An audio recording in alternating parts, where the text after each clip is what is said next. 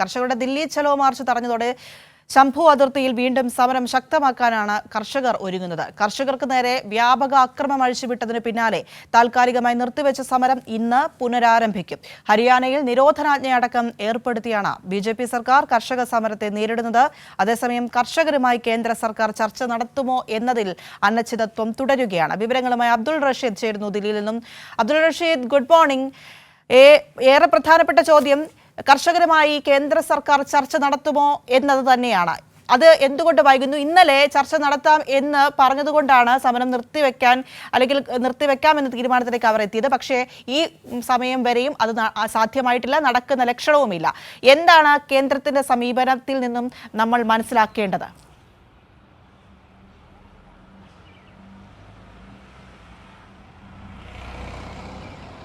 Good morning പ്രിയ. കർഷകരുടെ ദില്ലി ചലോ March ഇന്നും പുനരാരംഭിക്കുമെന്ന ഒരു വിവരം തന്നെയാണ് നമുക്ക് ലഭ്യമാക്കുന്നത്. കാരണം നേരത്തെ ചോദിച്ചതുപോലെ തന്നെ കേന്ദ്ര സർക്കാർ വാക്കാലുള്ള ഒരു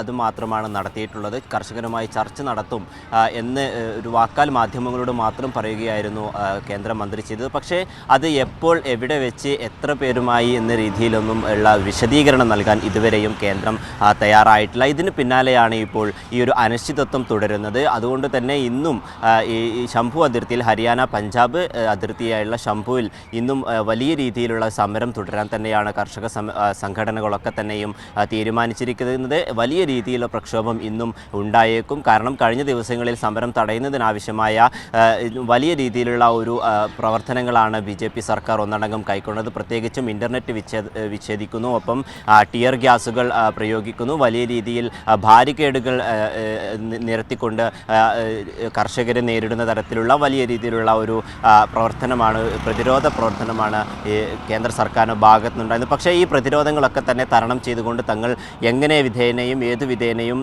ദില്ലിയിലേക്ക് സമരം ചെയ്യുമെന്ന ഒരു കടുത്ത തീരുമാനത്തിൽ തന്നെയാണ് ഇപ്പോൾ കർഷക സംഘടനകളൊക്കെ തന്നെയുള്ളത്. കാരണം വിവിധ ആവശ്യങ്ങൾ ഉന്നയിച്ചുകൊണ്ടാണ് കർഷകർ സമരം നടത്തുന്നത്. പ്രത്യേകിച്ചും അവരുടെ പാട്ടക്കരാറുകൾ ഒഴിവാക്കുക, അത്തരത്തിൽ കടങ്ങൾ എഴുതിത്തള്ളുക തുടങ്ങിയ വലിയ 12ഓളം അടങ്ങുന്ന ആവശ്യങ്ങളുമായാണ് ഇപ്പോൾ കർഷകർ സമരം നടത്തുന്നത്.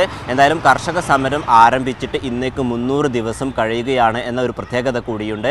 അതിനാൽ സമരം വീണ്ടും ശക്തമാക്കുമെന്ന് തന്നെയാണ് ഇപ്പോൾ അറിയിച്ചുള്ളത്. എന്തായാലും കഴിഞ്ഞ ദിവസങ്ങളിൽ വലിയ രീതിയിലുള്ള ഒരു അക്രമങ്ങളാണ് കേന്ദ്ര സർക്കാരും ഒപ്പം BJP സർക്കാരും കർഷകർക്ക് നേരെ അഴിച്ചുവിടുന്നത്. അപ്പോൾ കർഷകരെ വലിയ രീതിയിൽ കേന്ദ്രം ഭയപ്പെടുന്നു എന്ന ഒരു ആശങ്ക കൂടി ഇപ്പോൾ കർഷക സംഘടനകൾ മുന്നോട്ട് വെക്കുന്നുണ്ട്. കാരണം തങ്ങളുടെ ആവശ്യങ്ങൾ അത്രയും പ്രാധാന്യമുള്ളതാണ്.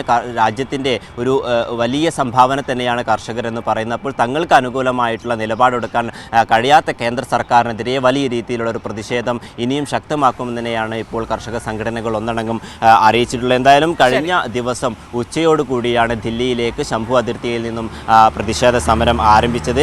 ഇതൊക്കെ തന്നെയും വലിയ രീതിയിലുള്ള ഒരു പ്രതിഷേധങ്ങൾക്കും ഇടയാക്കിയിട്ടുണ്ടെങ്കിൽ വരും ദിവസങ്ങളിലും ശക്തമായ പ്രതിഷേധം തുടരുമെന്ന് തന്നെയാണ് കർഷക സംഘടനകൾ അറിയിച്ചിട്ടുള്ളത്.